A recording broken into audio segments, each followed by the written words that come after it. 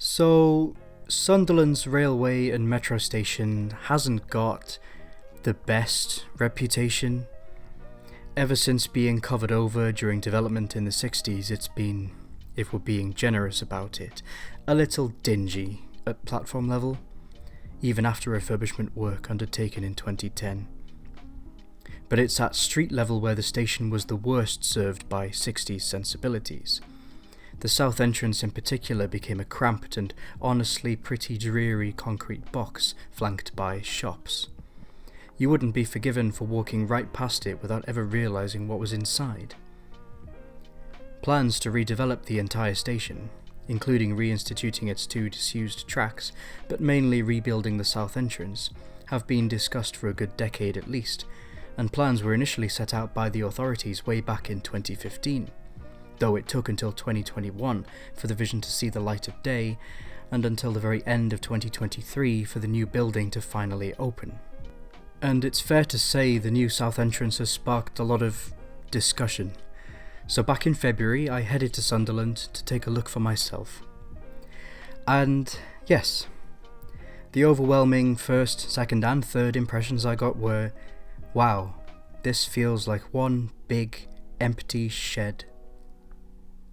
I waited for a few months to visit in the hope that the building might feel a little more finished than it had appeared on opening, but it just didn't. It's dominated by two big blank walls and a decidedly liminal, eerie atmosphere, especially at night without the sunlight shining in. I was struck by how, despite the simple layout of the area, the signage directing passengers to the ticket office and down to the platforms still feels really lackluster and unintuitive. And when I visited, there was no real sign from the Market Square exterior that this was a metro station at all.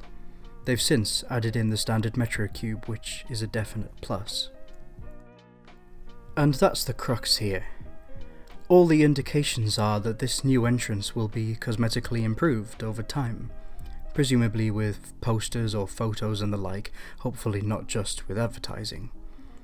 And in that case, I can't say I don't understand or agree with the decision to open the structure to passengers as soon as functionally possible. But looking at the architectural renders that were released before construction, it's hard not to be just a little disappointed with what we ended up with. Everything in real life just looks that little bit cheaper and more bland. I liked the look of the big red support girders, and I think having them painted black instead leaves the roof looking like a paper-thin, plain storage warehouse. Decorating those walls will do wonders, I'm sure. And even as it is, the space and glass and distinctive profile in the built environment still leave the entrance standing head and shoulders above what it replaced.